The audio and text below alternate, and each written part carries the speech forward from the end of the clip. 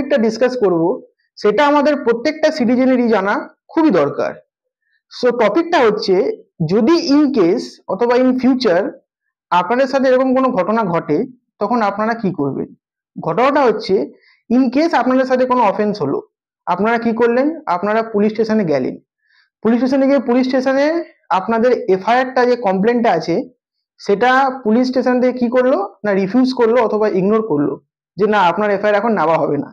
তো সেটার পিছনে অনেক কারণ থাকতে পারে, যেরকম আমাদের পলিটিক্যাল ইনফ্লুয়েন্সের কোনো ইনফ্লুয়েন্স থাকতে পারে, ঠিক আছে, ওখানে আদার কোনো এরকম পার্সন, ঠিক আছে, যার আপনার প্রতি কোনো খার অথবা কোনো হিংসা আছে, সে একটা ইনফ্লুয়েন্স দিচ্ছে। তো এরকম নানা রকমের যে কোনো ইনফ্লুয়েন্স থাকতে পারে, সেই কারণে আপনার এফআইআরটাকে থানাতে কি করছে অথবা পুলিশ স্টেশন থেকে কি করছে না রিফিউজ করছে নেওয়ার জন্য।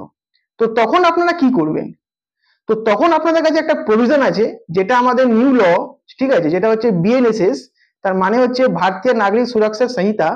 তার আন্ডারে আমাদের কাছে সেকশন 172 সাবসেকশন 2 এর আন্ডারে বলা আছে যে যদি পুলিশ স্টেশন এফআইআর নিতে রিফিউজ করে, তাহলে সেই কেসে আমরা কি করতে পারি না, আমরা একটা এসপি কে একটা কমপ্লেন, আমাদের যে কমপ্লেনটা সেটা আমরা নিয়ারেস্ট যে এরিয়াতে আমরা বসবাস করছি অথবা যে এরিয়াতে এই ক্রাইমটা ঘটেছে সেই এরিয়ায় কি করতে পারি না, সেই এরিয়ার এসপি কে আমরা একটা কমপ্লেন দিতে পারি।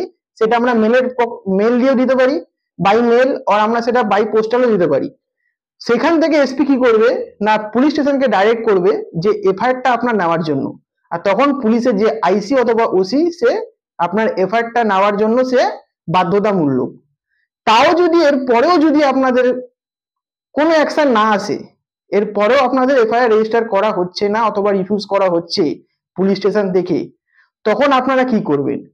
তো তখন আমাদের কাছে একটা সলিউশন যেটা আছে, তারপরে যে লাস্ট অপশনটা আমাদের কাছে মানে আমাদের কাছে যেটা অ্যাজ এ ল আছে, অ্যাজ পার ল, তো সেটা আমরা কি করতে পারি না, আমরা যেটা বিএনএসএস এ দেওয়া আছে, আগে যেটা সিআরপিসি তে ছিল, ঠিক আছে, তো বিএনএসএস এ কি দেওয়া আছে 175 সাবসেকশন 4 এ এটা দেওয়া আছে যে আমরা ডাইরেক্ট আমাদের যে সেশন কোর্ট আছে, যেই এরিয়াতে আমাদের কি হয়েছে না অফেন্সটা হয়েছে অথবা যে এরিয়াতে আপনারা রেসিডেন্ট মানে যেখানে আপনারা বসবাস করেন, সেই এরিয়া সেশন কোর্টে আমরা কি করতে পারি, সিজিএম সেট যে আছে আমাদের সিজিএম সাহেব মানে চিফ জুডিশিয়াল ম্যাজিস্ট্রেট অথবা যে আমাদের সেশন কোর্টের ক্রিমিনাল ম্যাজিস্ট্রেট, তার কাছে আমরা ডাইরেক্ট এফআইআরটা ফাইল করতে পারি, আমাদের কমপ্লেনটাকে সাবমিট করতে পারি বাই থ্রু অ্যাডভোকেট, ঠিক আছে।